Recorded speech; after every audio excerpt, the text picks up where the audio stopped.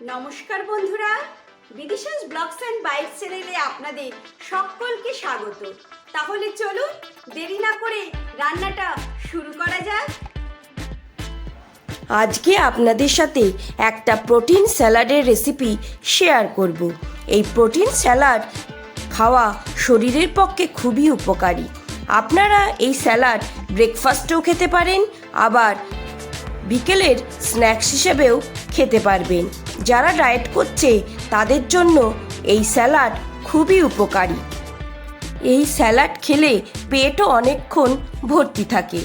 তাহলে চলুন এই প্রোটিন স্যালাডটা বানিয়ে নেওয়া যাক, আর এর স্বাদও হয় দুর্দান্ত। দেখুন, প্রথমেই আমি কিছুটা কাঁচা ছোলা নিয়ে নিচ্ছি। 3 থেকে 4 বার জল পাল্টিয়ে জল দিয়ে ভিজিয়ে আমি ওভারনাইট রেখে দেবো।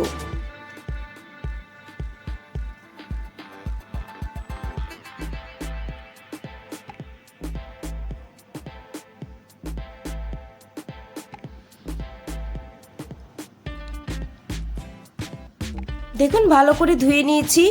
এবার জলে ভিজিয়ে আমি ওভারনাইটের জন্য ভিজিয়ে রেখে দেবো। এইবার কিছুটা কাঁচা বাদাম নিয়ে নিচ্ছি। এই বাদামগুলোও 2 থেকে 3 বার জল পাল্টিয়ে ভালো করে ধুয়ে পরিষ্কার করে নেব।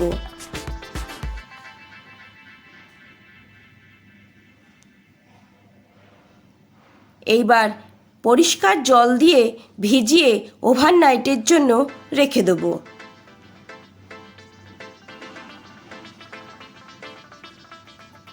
দেখুন, পরের দিন সকালে বাদাম কতটা সুন্দর ফুলে গেছে, আর ছোলাটাও বেশ ফুলে বড় হয়ে গেছে। এইবার স্যালাড বানানোর জন্য একটা বড় বাটি নিয়ে নিয়েছি। বাটির মধ্যে পুরো ছোলাটা আমি অ্যাড করে দিচ্ছি। আপনারা যে পরিমাণ বাড়াবেন সেই বুঝে ছোলা বাদাম সব কিছুর পরিমাণ কমিয়ে বাড়িয়ে নিতে পারেন। এবার ভেজানো বাদামটাও অ্যাড করে দিলাম। দিয়ে দিচ্ছি 1 বাটি কুচনো শসা।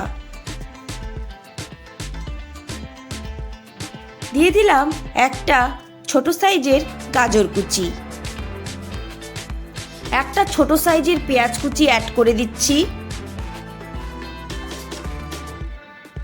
একটা টমেটো কুচি দিয়ে দিলাম।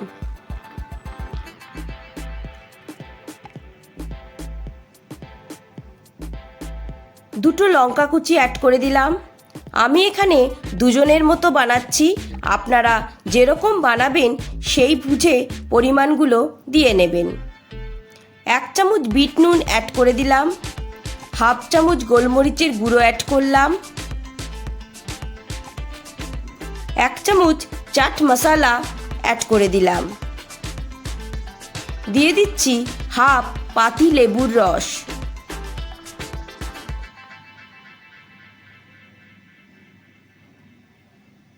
এইবার সমস্ত উপকরণগুলোকে খুব ভালো করে মিশিয়ে নেব।